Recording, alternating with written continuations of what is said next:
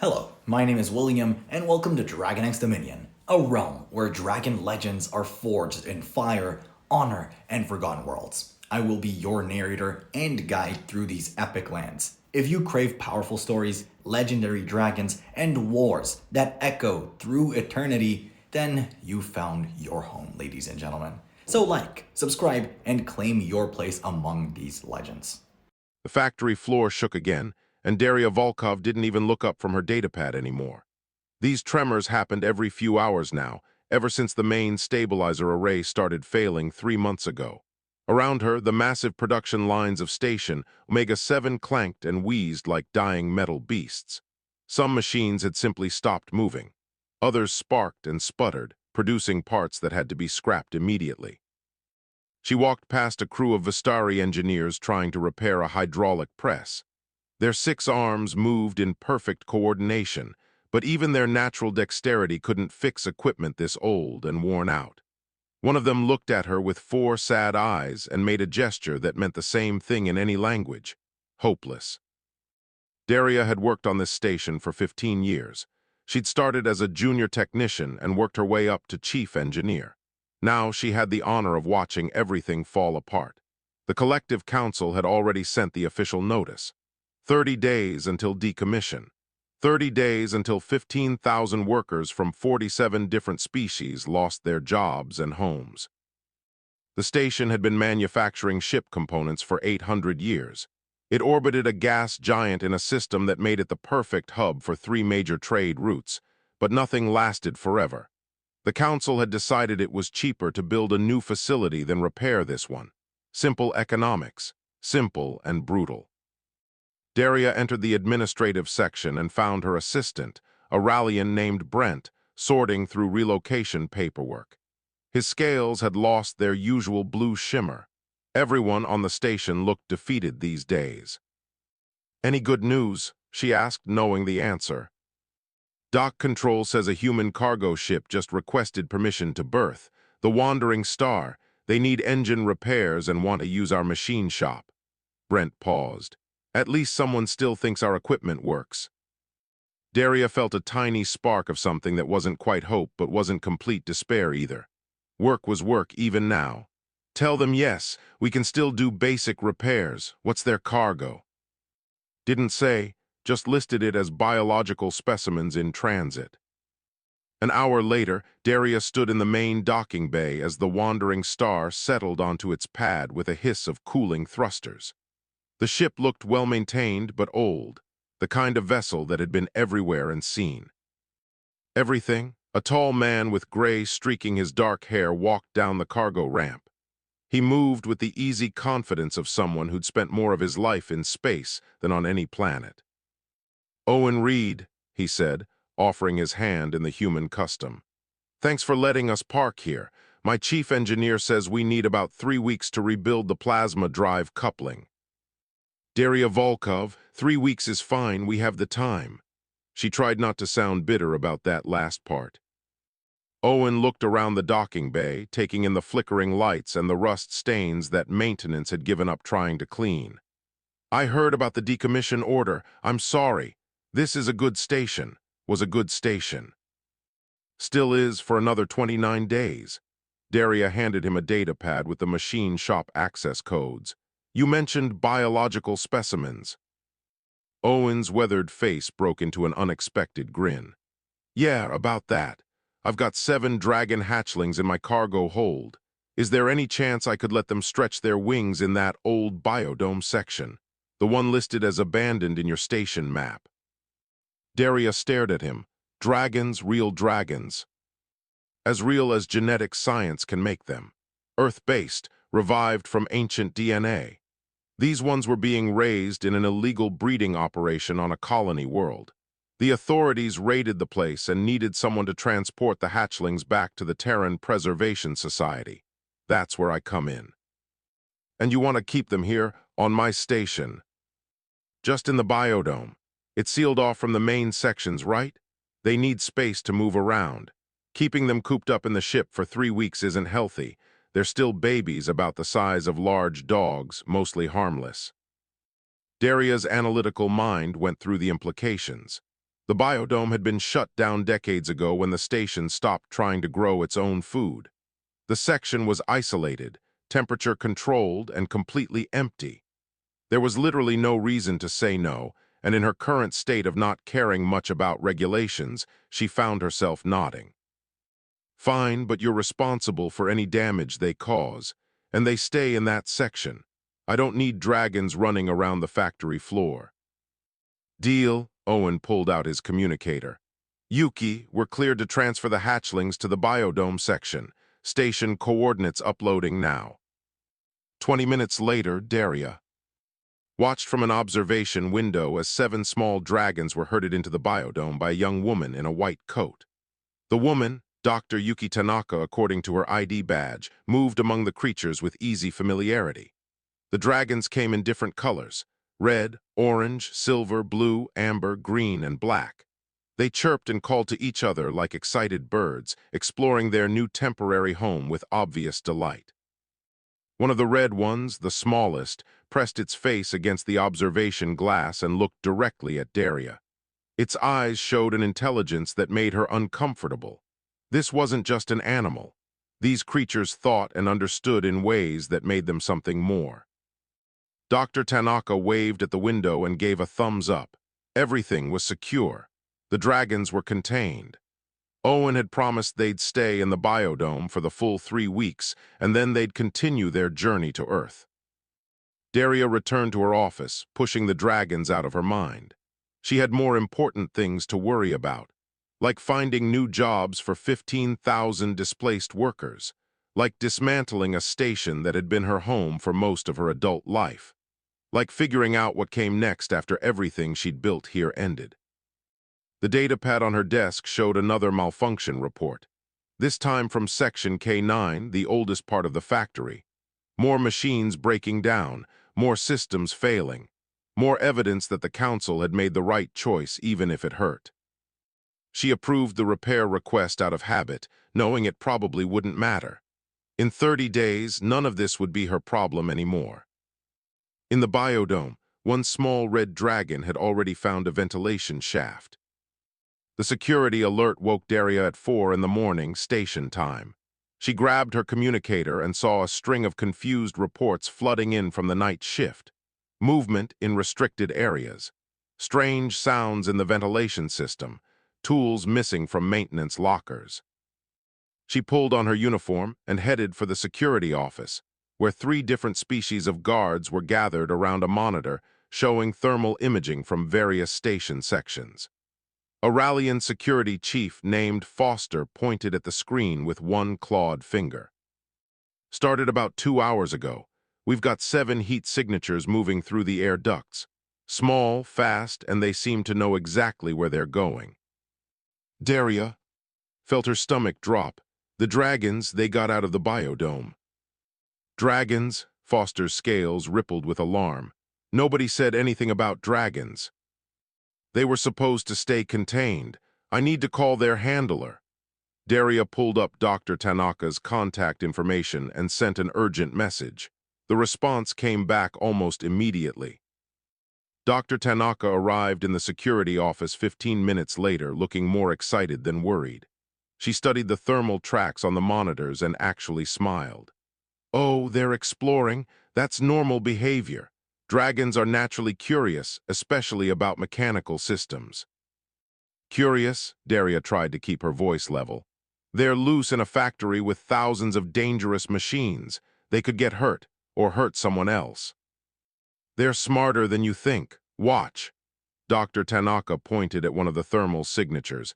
It had stopped moving in a section marked as Maintenance Bay 12. That's probably Ruby. She loves anything that sparks or generates heat. Daria made a command decision. Foster, get a team together. We're going to Maintenance Bay 12. Dr. Tanaka, you're coming with us. They found the bay in darkness except for a strange orange glow coming from behind a row of broken equipment. Daria approached slowly, Foster and 2 other guards flanking her with stun weapons ready.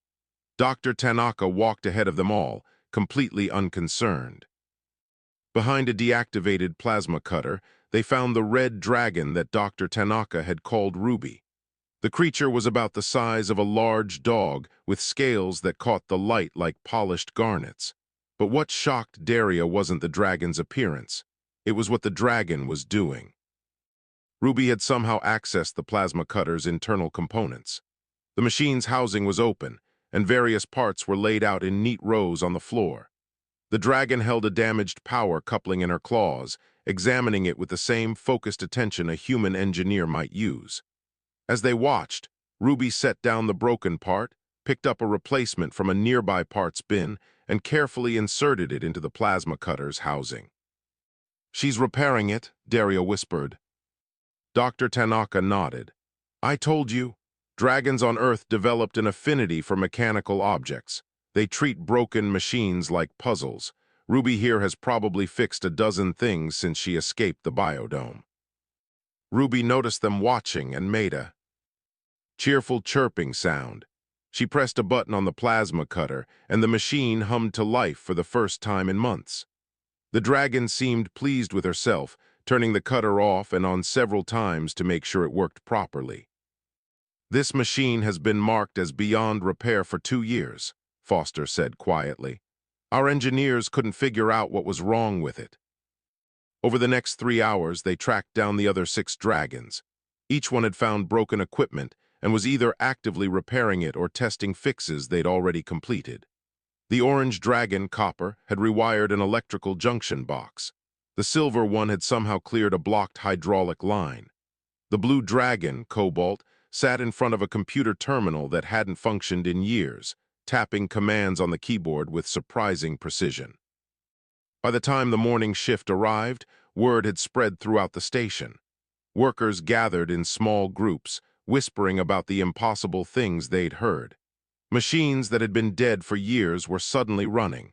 Equipment that maintenance had written off as scrap was functioning better than ever. Daria stood in her office with Owen Reed and Dr. Tanaka, trying to process what she'd witnessed. "How is this possible? They're animals." "They're dragons," Dr. Tanaka corrected gently. "When Earth scientists revived the species, they discovered that the genetic code included some unexpected traits: high intelligence, problem-solving abilities, and a natural fascination with how things work. We think ancient dragons might have been tool users before they went extinct." Owen leaned against the wall, looking amused. "I did say they were mostly harmless, didn't mention they were also incredibly useful." "This changes things." Daria pulled up a list of critical malfunctions on her datapad. The station had hundreds of broken machines, many in areas too small or dangerous for standard repair crews to access. But dragons could fit through narrow spaces. They didn't need protective gear, and apparently they actually enjoyed fixing things. "What are you thinking?" Owen asked. "I'm thinking that maybe, just maybe, these dragons could help us save the station." Daria looked at Dr. Tanaka. "How long are they supposed to stay here?" 3 weeks while Owen's ship gets repaired." "What if we let them keep working? What if we actually use them to fix all the equipment that's been breaking down?" Dr. Tanaka considered this. The dragons would probably love it. They get bored easily. Having access to an entire station full of mechanical puzzles would keep them entertained for months. "But we don't have months. We have 28 days before the collective council shuts us down." Daria made her decision. "Foster, cancel the alert. The dragons aren't a security threat. They're maintenance assets. Dr. Tanaka, can you teach us how to work with them?" "Of course, but you should understand something. Dragons don't take orders well. They're partners, not tools. If you want their help, you have to respect their intelligence and let them work at their own pace." "I can do that." Daria thought about the plasma cutter, fixed after 2 years of failure. About the hydraulic line, the electrical junction, the computer terminal. About 15,000 workers who might not have to lose their homes after all. "All right," she said. "Let's see what 7 baby dragons can really do." 1 week changed everything. Daria walked through section D7 and barely recognized it. Machines that hadn't run in years now hummed with steady efficiency. Production lines that had been shut down were assembling components again. The overhead lights actually worked, all of them, for the first time since she'd become chief engineer. And everywhere she looked, dragons. Copper, the orange one, had claimed the electrical systems as her territory. Daria found her perched on top of a transformer housing, using her claws to strip damaged wiring with surgical precision. A human electrician named Roger stood below, feeding the dragon fresh cable and taking notes on her technique. "She's teaching me things I didn't know were possible," Roger said when he noticed Daria watching. "Look at how she routes the power flow. It's more efficient than the standard method." The Silver Dragon, appropriately named Silver, had become the station's hydraulic expert. She seemed to understand fluid dynamics instinctively, fixing pressure imbalances and flow restrictions that had baffled the engineering team for months. Right now, she was submerged in a coolant tank, her silver scales visible through the transparent liquid as she cleared a blockage deep in the system. Cobalt, the Blue Dragon, spent most of his time in the computer core. Dr. Tanaka had explained that dragons could learn to read if given the chance. And Cobalt seemed to have taught himself the basics of multiple programming languages. He couldn't type as fast as a human, but his ability to spot errors in code was remarkable. The pattern became clear over those first 7 days. Each dragon had gravitated towards specific types of machinery. Amber loved anything involving combustion or heat exchange. Jade specialized in mechanical linkages and moving parts. Onyx, the black dragon, had an unusual talent for diagnostics, able to identify failing components before they actually broke. And Ruby, the smallest red dragon, had become something like a general supervisor. She moved between the other dragons constantly, chirping and gesturing with her wings in what Dr. Tanaka insisted was actual communication. When two dragons needed to coordinate on a complex repair, Ruby was usually there to facilitate. Owen stopped by Daria's office near the end of the week. "My ship's ready. The plasma drive coupling is installed and tested. We could leave tomorrow." Daria felt a spike of panic. "The dragons." "I know." Owen sat down across from her desk.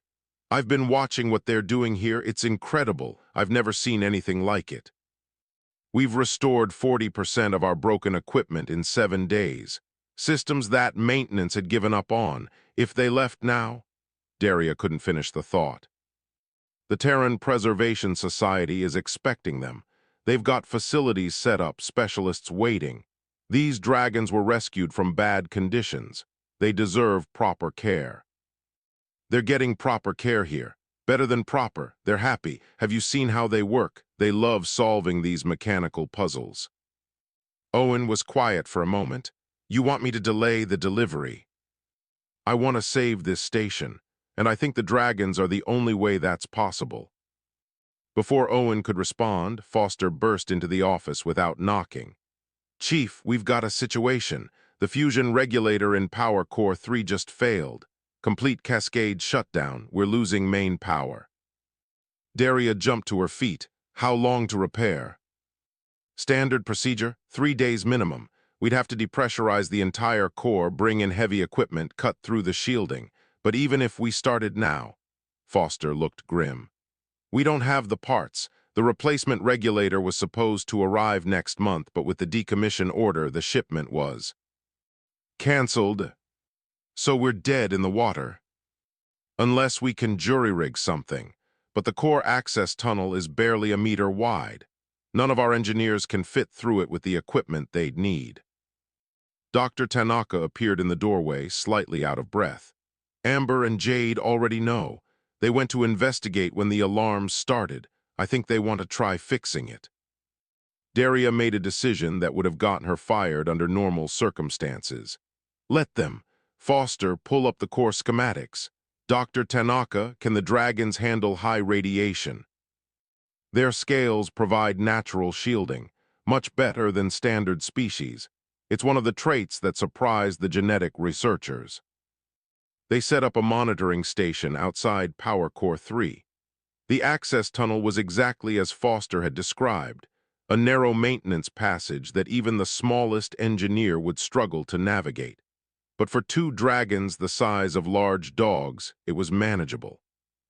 Amber went first, her orange scales glowing in the reflected heat from the core. Jade followed, carrying a toolkit in her mouth that Dr. Tanaka had assembled based on pointing and gestures from the dragons themselves. They'd somehow communicated exactly what they needed. Daria watched through remote cameras as the dragons entered the core chamber. The fusion regulator sat in the center, a complex piece of equipment that managed the delicate balance of plasma containment. One small crack in the primary housing had caused a feedback loop that shut down the entire system. Amber examined the damage with her head tilted, making small chirping sounds. Jade responded with her own series of calls, then they went to work. What happened next would be discussed on the station for months afterward. Amber used her flame breath, controlled to an incredibly precise temperature, to soften the metal around the crack without damaging the surrounding components. Jade, meanwhile, fabricated a patch from spare materials in the toolkit, shaping it with her claws and teeth until it fit perfectly. Together, they sealed the regulator housing. Amber's flame breath acted like a welding torch, fusing the patch into place while Jade held everything steady. Then they replaced damaged sensors, rerouted power couplings, and calibrated the magnetic containment field by adjusting settings that should have required a degree in physics to understand. 6 hours after entering the core, they emerged. Power Core 3 came back online 2 minutes later. Foster stared at his readings in disbelief. It's running better than before. The efficiency rating is up 3%. Owen looked at Daria. I'll contact the Preservation Society, tell them there's been a delay, a significant delay. That night, the Collective Council sent their inspector. Administrator Curel arrived on a fast courier ship, a Vistari bureaucrat with 4 eyes that seemed to see every flaw. He came to verify the decommission schedule. Instead, he found production running at levels not seen in 2 decades. Administrator Curel's 4 eyes blinked in sequence as he reviewed his datapad for the 3rd time. Daria stood across from him in the conference room, trying to appear calm while her career hung in the balance. Owen and Dr. Tanaka flanked her, quiet but supportive. This is highly irregular, Curel said finally. His Vistari accent made every word sound like an accusation. The Council authorized decommission based on critical equipment failure, yet I find your production levels have increased by 37% in the last 10 days. We found a solution to our maintenance problems. Yes, dragons. Curel made a gesture with 2 of his 4 arms that suggested deep skepticism. Unregulated biological agents performing technical work without proper certification or oversight. Do you understand how many safety protocols you've violated? I understand that 15,000 workers still have jobs because of those dragons. For now, but what happens when these creatures leave? Or when they damage something critical? Or when one of them injures a worker? Curel stood, his tall frame imposing. The Council will not accept this. I'm recommending immediate removal of all dragons from operational areas and continuation of the decommission schedule. Daria felt her hope crumble. You can't do that. I can and I will, unless you can prove definitively that this station is viable long-term without depending on temporary dragon labor. Curel checked his datapad. You have 48 hours. If Station Omega-7 cannot demonstrate sustained operational capability, the decommission proceeds as planned. After Curel left, Daria slumped into a chair. We're done. Even if the dragons fix everything, he's right. Once they leave, we're back to square one. Owen shook his head. Not necessarily. What if the dragons don't leave? The Preservation Society can wait. Or better yet, what if we prove that human-dragon cooperation is a viable model for industrial maintenance? Show the Council something they can't ignore. Dr. Tanaka leaned forward. Owen's right. The dragons aren't just fixing things, they're teaching your engineers new techniques. I've watched Roger rewire systems using methods Copper showed him. Your hydraulics team is implementing Silver's efficiency improvements. This isn't temporary, it's transformative. 48 hours isn't enough time to prove that. Then we don't prove it gradually, we prove it dramatically. Owen pulled up a station schematic on the wall display. What's your biggest unsolved problem? The one thing that would absolutely convince Curel you've turned this station around. Daria thought about it, then her eyes widened. Section K9. Section K9 had been abandoned for 200 years. It was the oldest part of Station Omega-7, built when the facility first went operational. Thousands of interconnected machines, all outdated and broken, many using technology that modern engineers barely understood. Previous station directors had sealed it off rather than try to repair it. The cost would have been astronomical and the benefit minimal. If we could restore Section K9 to full operation, Daria felt hope returning, that would prove we can handle anything.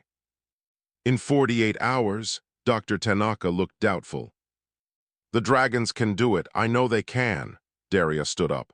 We just need to give them the support they need. By morning, word had spread through the station. The impossible task, bring Section K9 back to life. Engineers from every department volunteered. Even species that had been talking about relocating decided to stay and help. This wasn't just about saving jobs anymore. It was about proving something. Daria led a team to unseal Section K9. The doors hadn't opened in decades. Inside, dust covered everything. The air tasted of rust and decay. Machines loomed in the darkness like sleeping giants, their purposes half forgotten. Ruby entered first, chirping softly. The other 6 dragons followed, spreading out through the massive space. They moved with purpose, examining equipment, testing connections, communicating with each other through their unique language of chirps and wing gestures. Then something remarkable happened. The dragons began to work as a single coordinated unit. Ruby positioned herself at what appeared to be the central control hub. Copper took the electrical grid. Silver handled hydraulics. Cobalt accessed the computer systems. Amber, Jade, and Onyx divided the remaining machinery between them based on their specialties. And they started to fix everything at once. Dr. Tanaka watched in awe. They're treating the entire section as one interconnected puzzle. Look at how they're prioritizing repairs. They're starting with the foundational systems and building up from there. Human workers scrambled to keep up, providing materials and tools wherever the dragons indicated they were needed. Owen coordinated the supply chain, making sure nothing ran out. Foster's security team kept watch, ensuring no one interfered with the delicate work. Hours passed, then a full day. The dragons barely stopped, taking only brief breaks to eat and drink before returning to their tasks.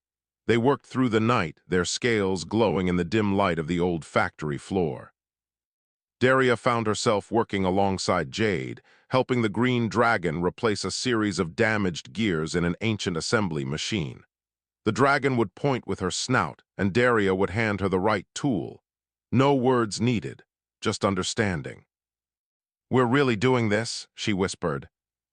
Jade chirped in response, a sound that Daria had learned meant agreement.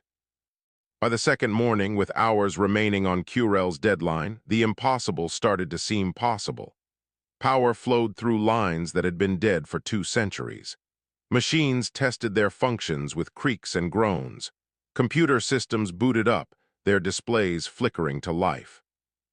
Administrator Curel arrived exactly on schedule, his expression neutral but his 4 eyes sharp with attention. He'd brought 2 other council members with him, witnesses to either Daria's success or failure. "Show me," he said simply. Daria led them to Section K9. At the entrance, she paused. 24 hours ago, this section was dead, written off as impossible to repair. Watch. She opened the doors. Inside, every machine hummed with coordinated activity. Production lines moved in perfect synchronization. Assembly arms reached and grabbed and placed with mechanical grace. Even the overhead lights blazed bright, illuminating a factory floor that looked ready to build anything the galaxy might need. And moving among it all, 7 dragons worked alongside human engineers. Curel said nothing for a long moment, then, impressive. 3 months later, Station Omega-7 looked nothing like the dying facility Daria had once managed. Production had increased by 60%. Equipment failures had dropped to almost zero. And everywhere you looked, humans and dragons worked side by side. But success brought new challenges. Daria sat in a council meeting being broadcast from the collective's central hub, 3 systems away. 12 representatives from different species filled the screen, and most of them looked skeptical. The Dragon maintenance program has exceeded all expectations, Curel reported, his tone neutral but his 4 eyes showing something that might have been approval. However, we have concerns about scalability and long-term sustainability. A Rallian counselor leaned forward. These dragons belong to Earth's Preservation Society. What happens when they reclaim them? Your entire operation depends on 7 creatures that aren't even yours. Daria had prepared for this. We're not just using the dragons, we're learning from them. Every technique they've developed has been documented and taught to our engineering teams. And Dr. Tanaka has agreed to stay on permanently as Dragon Liaison and Training Director. That doesn't solve the core problem, another counselor said. You've built a dependency on a resource you don't control. Owen spoke up from his seat beside Daria. Actually, the Terran Preservation Society has agreed to establish Station Omega-7 as an official dragon habitat and research facility. We're not taking the dragons away, we're bringing more. That caused a stir among the counselors. Curel's eyes blinked rapidly. More dragons. 6 more hatchlings arrive next month. Another 12 are in training on Earth.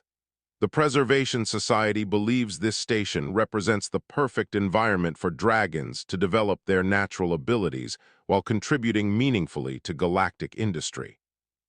Dr. Tanaka activated a presentation. We're also seeing unexpected benefits. The original 7 dragons are teaching the new hatchlings. They're passing on knowledge and techniques. Ruby has even started what we can only describe as an apprenticeship program. She takes young dragons and shows them how to approach different types of repairs. This is unprecedented, Curel said quietly. It's more than that. Daria stood, feeling confident for the first time in years. We're proposing a new model for industrial maintenance across the collective. Human-dragon cooperation teams. We've proven it works here. Other stations with similar problems could benefit from the same approach. The Rallian counselor shook his head. Dragons are unpredictable. What if one of them causes a catastrophic failure? What if one of your engineers causes a catastrophic failure? Daria countered. Any being, any species can make mistakes, but in 3 months of operation, our dragons haven't caused a single significant incident. Their safety record is better than our previous engineering teams. The council debated for another hour. Daria answered questions about training protocols, safety measures, and contingency plans. Owen provided data on dragon behavior and development. Dr. Tanaka explained the biological and psychological factors that made dragons such effective mechanical problem solvers. Finally, Curel called for a vote. All in favor of recognizing Station Omega-7's Dragon Maintenance Program as a permanent operational model. 8 hands, claws, and appendages rose. 4 abstained. None voted against. Motion passes, Curel announced. Station Omega-7 is hereby removed from decommissioned status and recognized as a collective research facility for interspecies industrial cooperation. Chief Engineer Volkov, you're officially promoted to Station Director. Congratulations. The screen went dark. Daria sat in silence for a moment, processing what had just happened. Then Owen started laughing, and Dr. Tanaka hugged her, and the reality sank in. They'd won, the station was saved. News spread fast. By evening, celebrations filled every section of Omega-7. Workers from dozens of species gathered in the main plaza, sharing food and stories. The dragons attended too, accepting treats and enjoying the attention. Ruby found Daria standing near an observation window, looking out at the gas giant the station orbited. The small red dragon chirped and rubbed against Daria's leg like an affectionate cat. "Thank you," Daria said softly, reaching down to scratch behind Ruby's horns. "You saved us, all of you." Ruby chirped again, a sound Daria had learned meant something like contentment. The dragon seemed to understand that this place was home now, for her and her family.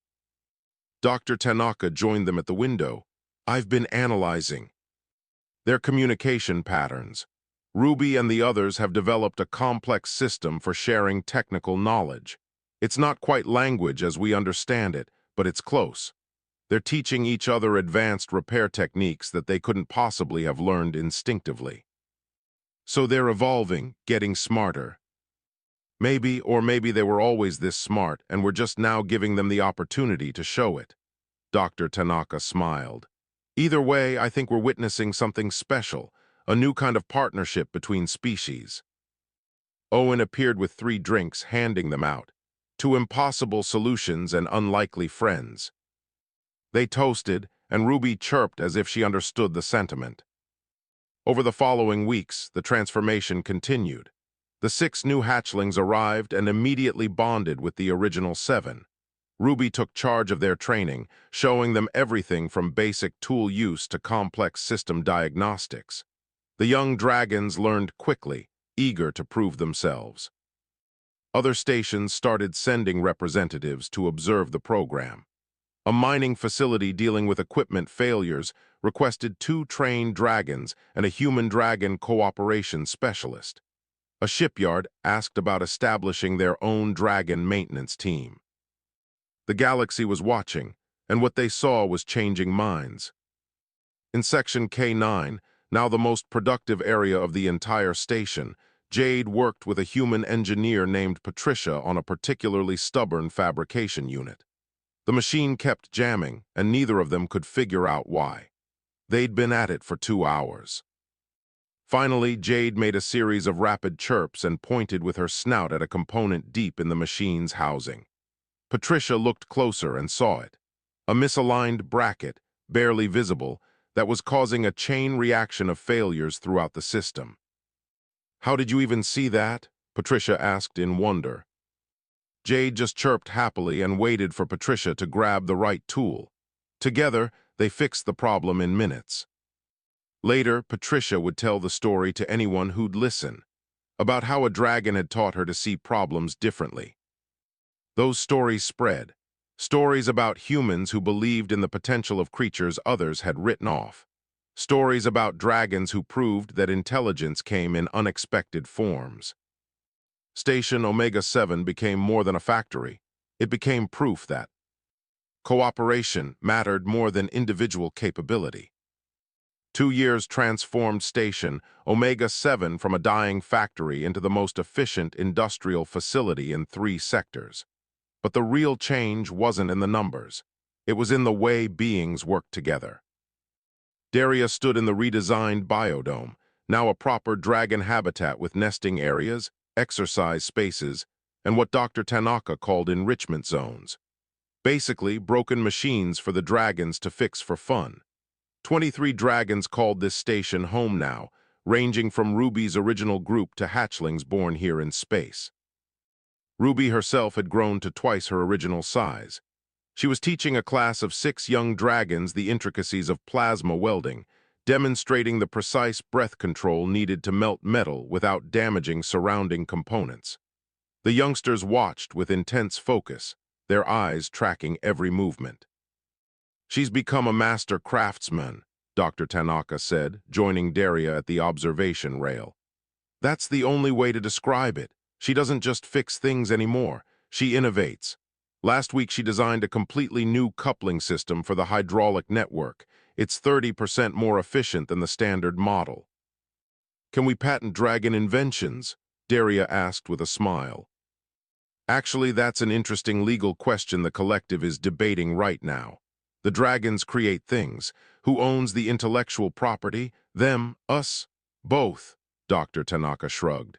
"For now, we're just documenting everything and letting the lawyers argue." Owen walked into the habitat carrying a crate of specialized tools. He'd officially resigned from cargo hauling to become the station's Dragon Program Coordinator.